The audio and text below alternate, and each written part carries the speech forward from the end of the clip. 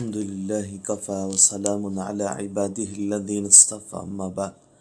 الحمد للہ صراط مستقیم کورس برائے مرد حضرات، آج 24واں سبق ہے۔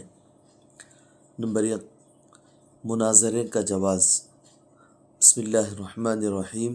ادع الی سبیل ربک بالحکمۃ والموعظۃ الحسنۃ وجادلہم باللتی ہی احسن۔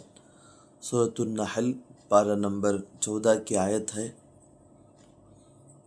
اس کا ترجمہ ہے، بلائیے اپنے رب کی راہ کی طرف حکمت اور بہترین نصیحت کے ساتھ، اور الزام دیجیے ان کو جس طرح بہتر ہو۔ فائدہ: علامہ نصفی رحمۃ اللہ علیہ نے اپنی تفسیر میں اس آیت سے مناظرے کا جواز ثابت کیا ہے۔ حدیث شریف مسنون تراویح۔ عن ابی بن کعب رضی اللہ عنہ ان عمر بن الخطاب رضی اللہ عنہ امرہ ان یصلی باللیل فی رمضان فقال ان الناس یصومون فیها ولا يحسنون ان يقرؤوا فلو قرأت القرآن علیہم باللیل فقال یا امیر المؤمنین هذا شیء لم یکن فقال قد علمت ولکنہ احسن فصلی بہم 20 رکعۃ۔ مسند احمد کی روایت ہے۔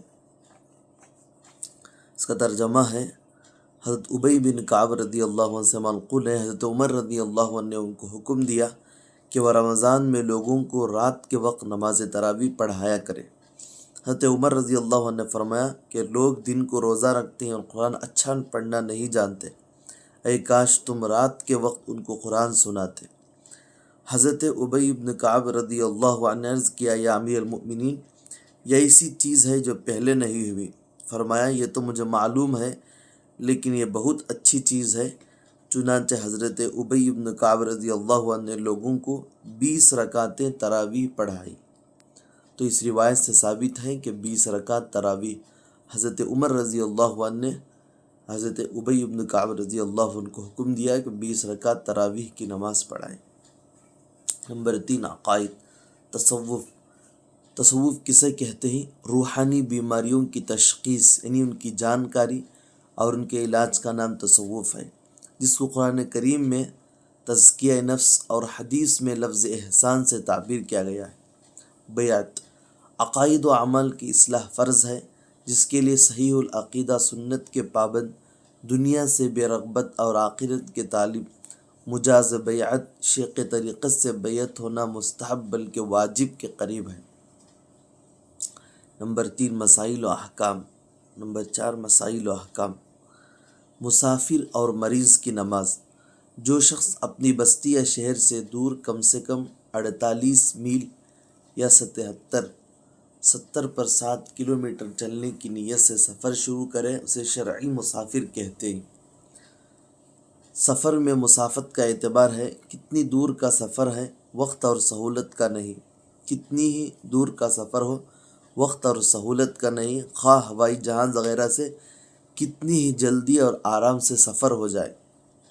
مسافر جب اپنی بستی یا شہر کی آبادی کے آخری حدود سے باہر نکل جائے تو اس وقت سے قصر کرنے لگے، اور جب تک سفر کرتا رہے اور درمیان میں کم سے کم 15 دن ٹھہرنے کی نیت کرے گا تو وہ مقیم ہو جائے گا، مسافر نہیں رہے گا۔ اور اسی طرح اگر کسی جگہ قیام کے بارے میں شک ہے کہ کتنے دن ٹھہرے گا، تب بھی وہ مسافر ہی شمار ہوگا، خواہ 15 دن سے زیادہ ہی قیام کیوں نہ ہو جائے۔ قصر کا مطلب یہ ہے کہ 4 رکعتوں والی فرض نمازوں میں 2 رکعتیں پڑھیں، اور اگر مقیم امام کے پیچھے جماعت سے پڑھے تو پوری نماز پڑھے۔ اور سنتوں کا حکم یہ ہے کہ سہولت ہو تو پڑھنے کی کوشش کریں، بلا وجہ ترک نہ کریں، اور فجر کی سنتوں کا زیادہ اہتمام کریں۔ تو یہ مسافر کی نماز کا حکم ہے۔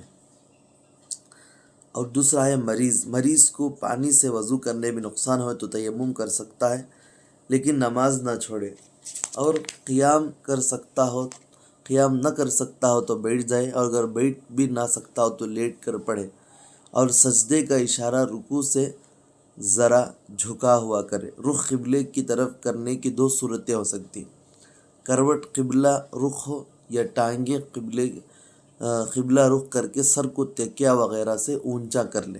یہ مریض کی نماز ہے۔ اس کے بعد ہے مسنون دعا، السلام علیکم ورحمۃ اللہ وبرکاتہ۔ ترمذی شریف کی روایت ہے کہ اس کا ترجمہ ہے، تم پر سلامتی ہو، اللہ کی رحمت اور برکت ہو۔ اللہ سے دعا ہے کہ اللہ تعالی ہم تمام کو جو باتیں پڑھی گئی ہیں اس کو سننے کی، سمجھنے کی اور عمل کرنے کی اللہ توفیق عطا فرمائے، اور دوسروں کو پہنچانے کی بھی اللہ توفیق عطا فرمائے۔ آمین۔ وآخر دعوانا الحمدللہ رب العالمین۔